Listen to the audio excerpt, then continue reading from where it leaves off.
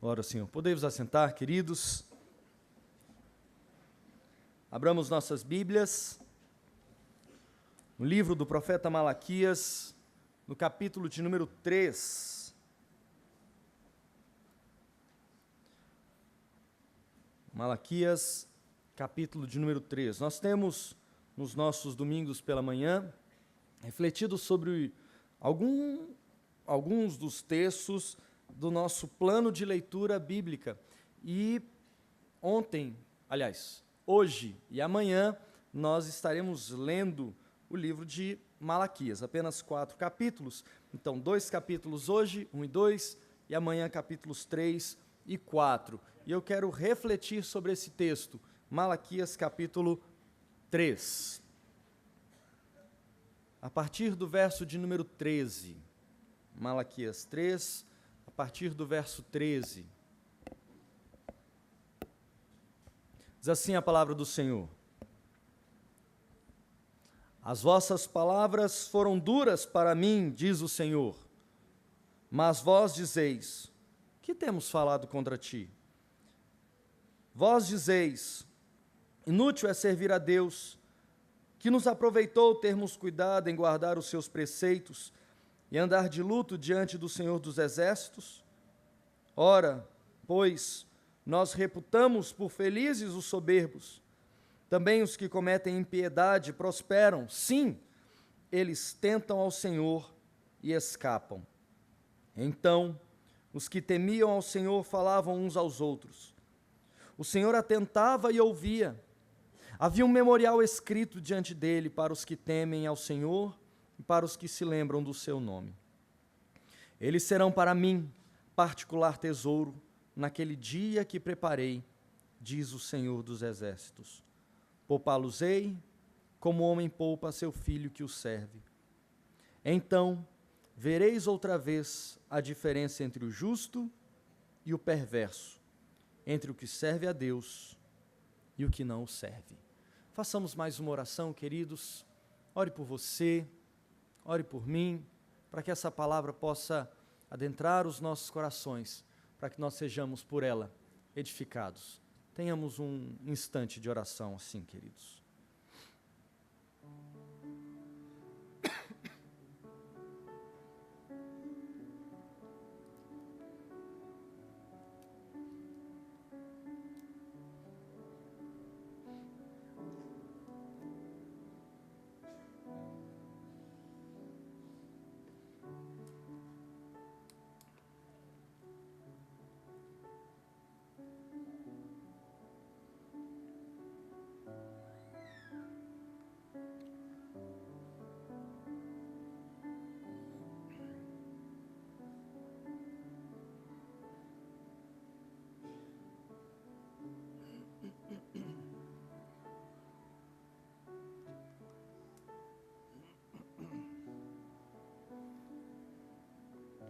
Senhor, eis-nos aqui, teus filhos, teus servos, prontos, atentos para ouvirmos a tua palavra, Senhor.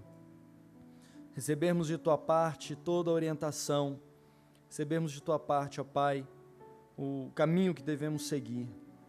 Fala então conosco, ó Deus, para a glória do teu santo nome. Destrava nossa mente, nosso entendimento, para que nós possamos de fato compreender o que o teu Espírito Santo quer falar conosco. Em nome de Jesus, Senhor. Amém. Amém. Nós todos, acho que o pastor Jailson ainda está bem, né? Que o Senhor o preserve assim. Eu e o pastor Web estamos assim, lutando para falar o que temos que falar. Então, queridos, se eu parar em algum momento, você intercede pelo pastor aí. Queridos, nós temos diante de nós o texto do profeta Malaquias, apenas 4 capítulos. O que é que esse livro tem para nós, então? Uma série de repreensões aos líderes do povo, aos sacerdotes, e também ao povo, e o seu mau procedimento diante do Senhor.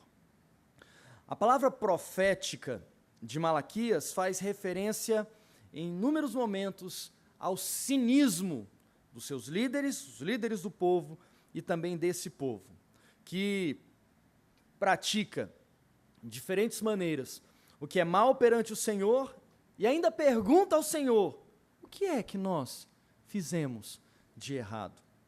Estão com as mãos cheias de roubo e estão perguntando: em que nós te roubamos? São então displicentes, são cínicos, desatentos e descuidados com tudo aquilo que o Senhor quer para eles, enquanto líderes e enquanto povo. O capítulo 1 e o capítulo 2 apresentam a repreensão e o juízo. O capítulo 3 e o capítulo 4, claro, de uma maneira muito resumida, bem sintética, apresentam a purificação que vem da parte de Deus, o fogo de Deus que vem para purificar, apresenta o juízo aos infiéis e a acolhida de Deus àqueles que são leais e fiéis a Deus e os princípios que Ele estabeleceu para o seu povo. Peço que você olhe comigo alguns versículos lá no capítulo 1, olha aí na sua Bíblia, capítulo 1, verso de número 6. Veja o problema desse povo e também dos seus líderes. Capítulo 1, verso 6. O filho honra o pai e o servo ao seu senhor. Se eu sou pai, onde está a minha honra? E se eu sou senhor, onde está o respeito para comigo? Diz o Senhor dos exércitos a vós outros, ó sacerdotes, que desprezais o meu nome. Vós dizeis: em que desprezamos nós o teu nome? Agora olhe o capítulo 2, os versos 13 e 14. Capítulo 2, versos 13 e 14. Ainda fazeis isto: cobris o altar do Senhor de lágrimas, de choro e de gemidos, de sorte que ele já não olha para a oferta, nem a aceita com prazer da vossa mão. E perguntais: por quê? Porque o Senhor foi testemunha da aliança entre ti e a mulher da tua mocidade, com a qual tu foste desleal, sendo ela a tua companheira e a mulher da tua aliança. Mas o texto ainda continua. E então ainda no capítulo 2, lá já no fechamento, no verso 17, o texto nos diz assim: enfadais o Senhor com vossas palavras, e ainda dizeis: em que o enfadamos? Nisto que pensais: qualquer que faz o mal passa por bom aos olhos do Senhor, e desses é que ele se agrada. Ou, onde está o Deus do juízo? Ignoram o juízo de Deus. E a palavra do Senhor ainda continua, no capítulo 3, nos versos 7 e 8. Desde os dias de vossos pais vos desviastes dos meus estatutos e não os guardastes. Tornai-vos para mim e eu me tornarei para vós outros, diz o Senhor dos exércitos. Mas vós dizeis: em que havemos de retornar? Verso 8. Roubará o homem a Deus? Todavia vós me roubais e dizeis: em que te roubamos? Nos dízimos e nas ofertas. Nós lemos o verso 13 e ele nos diz assim: as vossas palavras foram duras para mim, diz o Senhor, mas vós dizeis: que temos falado contra ti?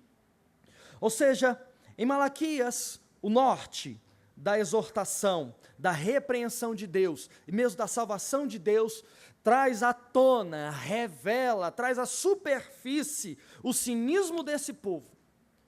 Um povo que diz ser de Deus, que diz amar a Deus e seguir as leis do Senhor, mas na verdade não cumprem os seus mandamentos.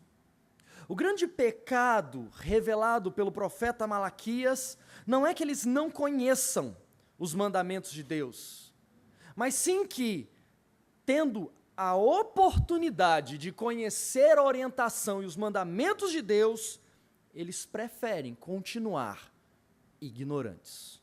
Preferem ignorar a orientação que vem da parte de Deus.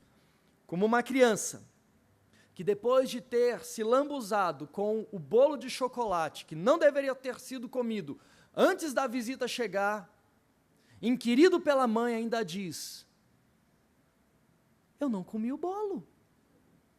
Como a senhora sabe que eu comi o bolo? enquanto sua boca está lambuzada de chocolate.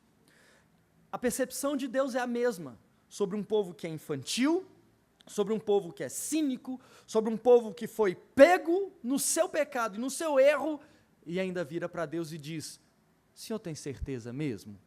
Senhor, onde nós temos pecado? Onde nós temos errado? Em tempos de Copa na Rússia, lembrei-me de Dostoiévski, um dos principais autores russos. E em seu livro Crime e Castigo, coloca na boca de Raskolnikov uma palavra dura. Aqueles que na cidade de São Petersburgo caminhavam à direita e à esquerda, na margem do rio, ignorando a realidade de suas próprias vidas. E então Raskolnikov diz assim: sabe o que mais me irrita? Não é que eles sejam uns débeis. Os enganos podem sempre ser perdoados. O erro é uma coisa boa quando nos conduz à verdade. O lamentável é que, além de se enganarem, ainda admirem os próprios erros. Esse é o grande problema encontrado pelo profeta Malaquias nesse povo. E a palavra de Deus, no texto que nós lemos, dos versos 13 a 18, revela esse sentimento de Deus de desprezo para com esse povo. Por isso, no verso de número 14, fica claro e evidente qual é o grande problema desse povo. A palavra de Deus no verso 13 foi: as vossas palavras foram duras para mim. Deus expressa a sua sensação, o seu sentimento: doeu em mim, diz o Senhor. Suas palavras foram demasiado duras diante de mim, perante a minha presença ou ao meu respeito. E vocês ainda perguntam: o que é que nós falamos mal ou em dureza a ti ou contra ti ou ao teu respeito? E o verso 14 nos revela as palavras desse povo: Senhor, foi inútil te servir. Foi inútil servir a Deus. Ainda dizem: de nada adiantou guardar os teus preceitos. Tudo está no verso 14, nos versos 14 e 15. De nada adiantou andar de luto diante do Senhor. E o luto aqui não é tanto uma questão de morte, mas guardar-se, observar e abrir mão daquilo que Deus não quer para o seu povo, vivendo em santidade, em separação para Ele. E ainda dizem: os soberbos, esses sim são felizes. Os impiedosos, esses sim prosperam. Os impiedosos tentam o Senhor e eles escapam. Eles se mostram então piores do que o descrente, piores do que aquele que não crê, e por isso é atribuída a eles a alcunha de perversos. Por isso são considerados por Deus perversos. Nós temos um povo que, ao olhar para a sua situação momentânea, diz: ora, eu olho os perversos, ou melhor, os soberbos, olho os impiedosos, e eles têm tido uma vida melhor do que a minha. Servir a Deus tem sido inútil, não tem adiantado guardar os mandamentos de Deus. De fato, o que esse povo revela ao dizer isso, com palavras duras, ferir o coração do nosso Deus, não tem adiantado, porque eles têm sido mais abençoados do que nós. Nós gostaríamos de receber aqui, agora, neste momento, as bênçãos que eles têm recebido. Não estamos vendo fruto em servir ao nosso Deus. Os versos 16 e 17, então, apresentam como que em um interlúdio o que são aqueles que temem ao Senhor. Eu vou ler novamente, versos 16 e 17. Então, os que temiam ao Senhor falavam uns aos outros. O Senhor atentava e ouvia. Havia um memorial escrito diante dele o Senhor, para os que temem ao Senhor e para os que se lembram do seu nome. A palavra do Senhor no verso 17 é: eles serão para mim particular tesouro. naquele dia que preparei, diz o Senhor dos Exércitos, ponto e vírgula, poupá-los-ei como um homem poupa a seu filho que o serve. Queridos, os que temem ao Senhor estão como que depositando diante do Senhor a sua vida, a sua dedicação, a própria santificação do seu viver. Todos os seus dias estão sendo contados diante do Senhor, não estão passando despercebidos diante do Senhor dos Exércitos, para usar a imagem que o próprio profeta Malaquias dá do Senhor. Um Deus que é Deus de exércitos, portanto que é poderoso, portanto que controla, que comanda, que tem os ditames, que dita as regras, as normas. Essa imagem de Senhor dos Exércitos. Então, diante desse Deus, alguns têm sido displicentes, alguns têm usado de cinismo, alguns não têm honrado o nome do Senhor, porque têm praticado aquilo que em tese Deus gostaria que fosse praticado externamente, mas os seus corações não estão postos diante da presença do Senhor. Esses não têm sido guardados e não serão preservados pelo Senhor, mas o texto nos mostra que aqueles que temem ao Senhor em verdade, que o amam não apenas externamente, mas internamente, têm sido observados, olhados pelo Senhor. E diante desse Senhor que comanda, desse Senhor tremendo, poderoso, que é o Senhor dos Exércitos, há um memorial escrito a respeito destes que temem ao Senhor. Ora, a resposta de Deus no verso 17, a esses que são tementes ao Senhor, e que não são apenas externamente, mas o são internamente, que não têm proferido palavras duras ao Senhor, mas têm se guardado, têm se santificado na mente e no coração, não apenas nos seus atos e naquilo que é observado por outros homens. A palavra diz no verso 17, serão para com Deus um particular tesouro, serão o meu tesouro, a minha preciosidade, assim eu os guardarei, assim eu os terei perto de mim, poupá-los-ei no dia do juízo. O capítulo 3 é uma ode à volta do Senhor, ao retorno do Senhor, e aponta também para a preparação desse caminho, muito próximo daquilo que seria a função de João Batista, ainda encarnando a mensagem profética aos moldes do Antigo Testamento e apregoando: preparai o caminho do Senhor, arrependei-vos, porque Ele vem. Então, no capítulo 3, nós temos, logo o verso 1, olha na sua Bíblia, logo o verso 1 do capítulo 3 diz: eis que eu envio o meu mensageiro, que preparará o caminho diante de mim. De repente, virá ao seu templo o Senhor, a quem vós buscais, o anjo da aliança, a quem vós desejais. Eis que ele vem, diz o Senhor dos Exércitos. Portanto, o capítulo 3 começou falando sobre o Senhor que vem. Ele vem, estabelece o seu juízo, representado em Malaquias aqui pelo fogo, e esse fogo há de consumir os perversos, mas purificar aqueles que são de Deus, aqueles que temem ao Senhor e são leais e fiéis a Ele. O interessante é que essa palavra está sendo dita não a descrentes, mas ao povo de Deus, aqueles que se diziam povo de Deus. Lembre-se, na introdução eu disse, que no capítulo 1 e no capítulo 2, a palavra é dirigida aos sacerdotes, líderes religiosos desse povo. E olha que palavra dura, o Senhor virá, e alguns desses líderes, sacerdotes, líderes religiosos do povo, serão consumidos pelo fogo. Vão queimar diante do Senhor, porque são perversos. Aqueles que temem ao Senhor, querem viver vida reta, santa e justa diante dEle, o são no coração, por dentro, e não apenas na casca, não apenas na máscara. Diz o verso 18, estarão com Deus e serão separados para estarem juntos, colados, unidos ao Senhor.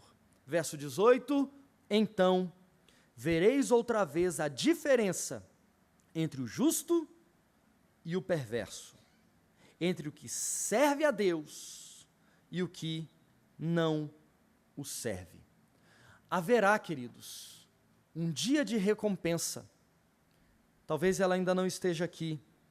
Haverá um dia de receber da parte do Senhor o fruto do nosso penoso trabalho, da nossa dedicação, da nossa consagração.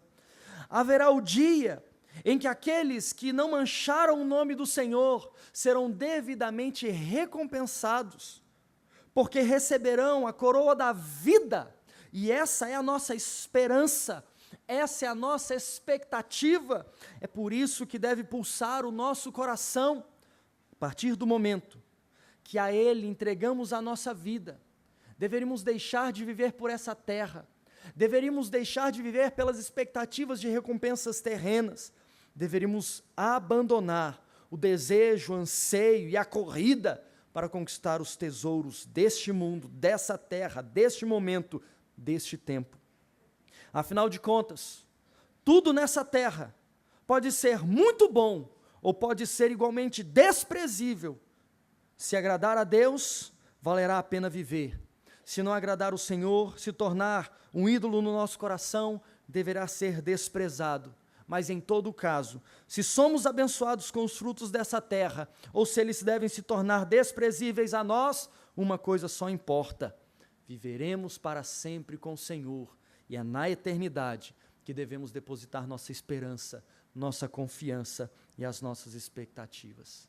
O dia virá, queridos, o sol brilhará mais forte, o céu será rompido pelas trombetas, e então nós o veremos em glória, em majestade, seu rosto resplandecente, a espada estará em suas mãos, ele julgará aqueles que o serviram e aqueles que simplesmente seguiram os ditames da religião, os costumes, ou tentaram alcançar a Deus por seus méritos.